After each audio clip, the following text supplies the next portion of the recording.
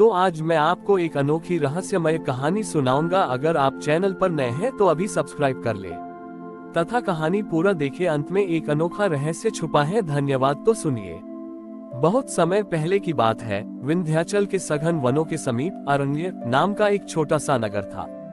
वहाँ केशव नाम का एक व्यक्ति रहता था जिसका आरण्य नगर की सफाई करना था। केशव का स्वभाव अत्यंत सरल था, परंतु समाज में उसे सम्मान की दृष्टि से नहीं देखा जाता था। वह मंदिर के भीतर नहीं जा सकता था, इसलिए वह मंदिर की बाहरी सीढ़ियों को ही रोज श्रद्धा से साफ करता और वहीं से महादेव के शिखर को देखकर प्रणाम कर लेता। केशव की एक अनूठी विशेषता थी। वह जब भी नगर की गंदगी साफ करता तो उसमें से गिरे हुए टूटे दियों को इकट्ठा कर लेता था। दीपावली हो या कोई विशेष उत्सव, लोग मिट्टी के दियों को एक बार जलाकर फेंक देते थे। केशव उन खंडित और जले हुए दियों को बड़ी कोमलता से उठाता, उन्हें साफ करता और अपनी झोपड़ी के पीछे एक छोटे से गड्ढे में सहेज कर रखता। वह कहता था कि भले ही ये दिए अब जल नहीं सकते, पर इनमें एक बार महादेव के नाम की ज्योति जली थी, इसलिए ये मेरे लिए पवित्र हैं। एक बार उस नगर में एक अहंकारी राजा ने महादेव का एक विशाल दीप स्तंभ बनवाया। राजा ने घोषणा की कि महाशिवरात्रि की रात को इस स्तंभ पर सोने के 1 लाख दिए जलाए जाएंगे। पूरे नगर को सजाया गया, पर उस रात एक अनहोनी हुई। जैसे ही दिए जलाए जाते, एक रहस्यमय हवा चलती और सारे दिए बुझ जाते। राजा के सैनिकों ने बहुत प्रयास किया, घी की नदियां बहा दी गईं, पर एक भी दिया नहीं जला। नगर के मुख्य पुजारी ने कहा कि शायद महादेव को ये दिखावा पसंद नहीं आ रहा है। तभी एक वृद्ध सन्यासी वहां आए और बोले कि यदि इस नगर में कोई ऐसा भक्त है जिसने महादेव को अपनी परछाई भी समर्पित कर दी हो, तो उसके हाथ से दिया जल सकता है। राजा ने नगर में खोज करवाई। अंत में केशव को बुलाया गया, जो डर के मारे कांप रहा था। उसके हाथ मिट्टी से सने थे। सन्यासी ने उससे कहा, पुत्र, क्या तुम्हारे पास महादेव को चढ़ाने के लिए कोई दीप है? केशव ने रोते हुए कहा, स्वामी, मैं निर्धन हूँ, मेरे पास केवल वे टूटे और फेंके हुए दिए हैं जिन्हें दुनिया ने त्याग दिया है। सन्यासी के कहने पर केशव अपनी झोपड़ी से उन हजारों टूटे हुए दियों को ले आया। लोग हंसने लगे कि सोने के दिए नहीं जले तो ये मिट्टी के टुकड़े क्या जलेंगे। केशव ने उन खंडित दियों को एक घेरे में रखा और उनमें केवल जल की कुछ बूंदें डाली। उसने मन ही मन प्रार्थना की, हे महादेव, जैसे आपने विष पीकर संसार को बचाया, वैसे ही इन त्यागे हुए दियों को अपना लीजिए। जैसे ही केशव ने एक छोटे से पत्थर से चिंगारी निकाली, एक चमत्कार हुआ। वे हजारों टूटे हुए दिए एक साथ प्रज्वलित हो उठे। उनकी रोशनी सोने के दियों से भी अधिक तेजस्वी थी।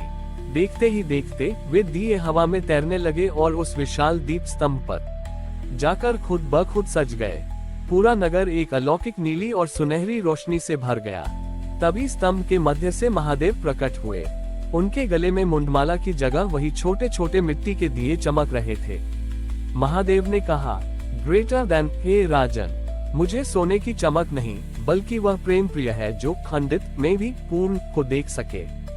केशव ने उन दियों को अपनाया जिन्हें दुनिया ने कूड़ा समझा। जो समाज के अंतिम और त्यागे हुए व्यक्ति या वस्तु को प्रेम देता है, वही मेरी सबसे बड़ी पूजा करता है। Greater than. राजा का अहंकार नष्ट हो गया और उसने केशव को अपना गुरु मान लिया। उस दिन के बाद से उस नगर में कोई भी दिया फेंका नहीं जाता था, बल्कि उसे शिव ज्योति मानकर सहेजा जाता था।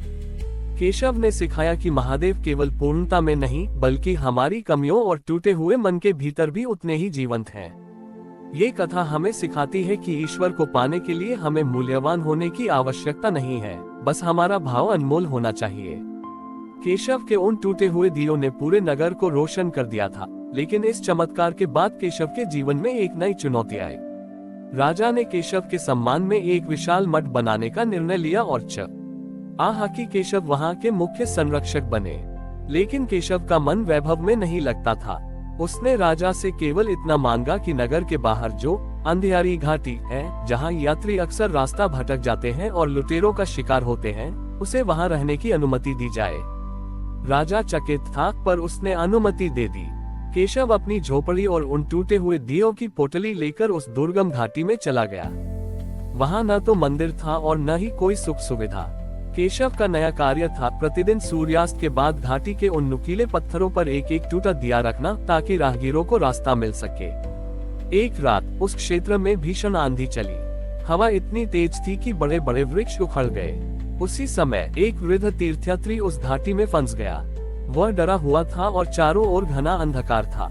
उसने दूर से एक टिमटिमाती रोशनी देखी और उस ओर बढ़ने लगा।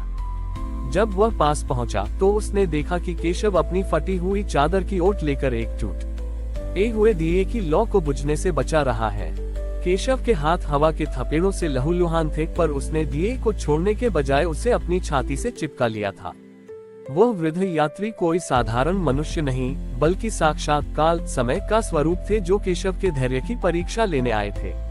उन्होंने पूछा, बेटा, जब आंधी इतनी तेज है कि पहाड़ हिल रहे हैं, तो तुम इस मिट्टी के छोटे से टुकड़े को बचाने के लिए अपने प्राण दांव पर क्यों लगा रहे हो? केशव ने कांपती आवाज में उत्तर दिया, महाराज, ये दिया मात्र मिट्टी नहीं है, ये किसी डूबते हुए की उम्मीद है।